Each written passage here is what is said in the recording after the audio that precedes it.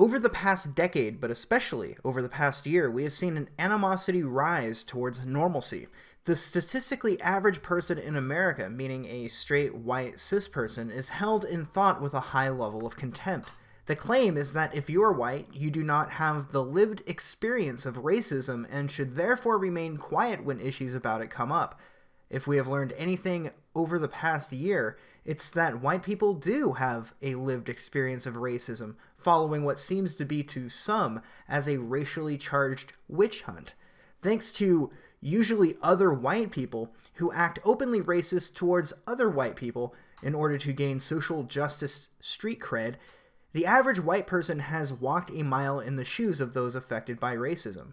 While it's not on par with the same level of institutionalized prejudice existing, say, 500 years ago, these people who have been called every nasty thing in the book because of the tint of their skin color can now relate to those who have lived with these things in the past.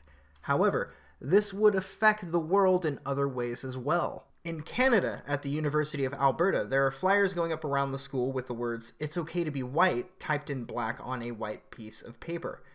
There was an article on Toronto Metro that talked about one flyer that was posted to the Native Studies building, and this is being interpreted as some sort of intimidating hate crime. Native Studies Dean Chris Anderson had this to say: "It's juvenile, but these are the kinds of petty imbecilities that are symbolic of feelings of fragility and frailty present in mainstream society." He continued to say that incidents like these have a long-standing history of characterizing and attempting to diminish our cultures and communities.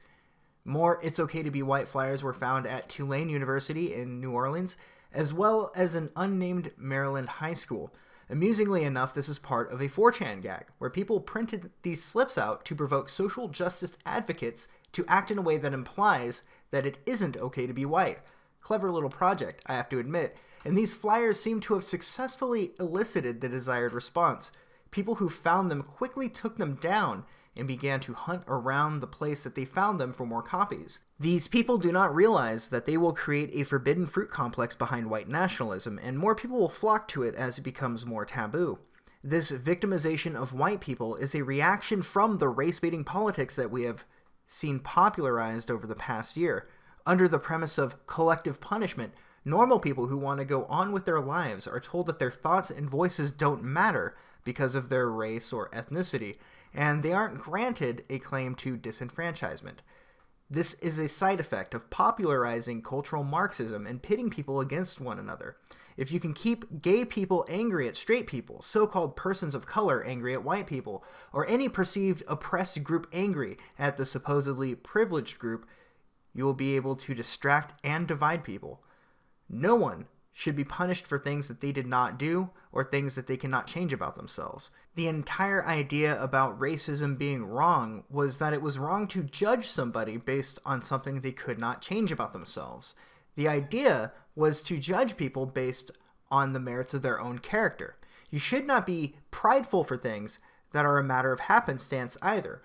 Whether it be white pride, black pride, green eye pride, whatever it might be, you should be more proud of the things that are a result of your own actions, rather than being proud of the size of your feet, the color of your hair, or anything else that is a result of some sort of natural random number generator.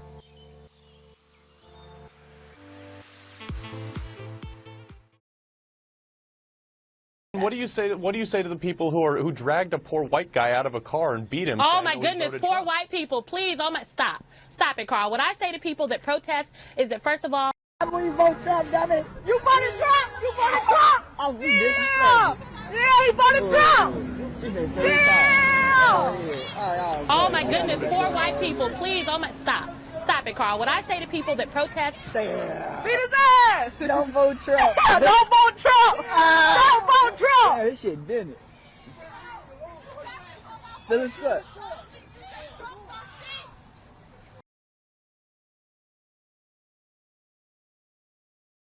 oh my goodness, poor white people, please, stop it, Carl. What I say to people that protest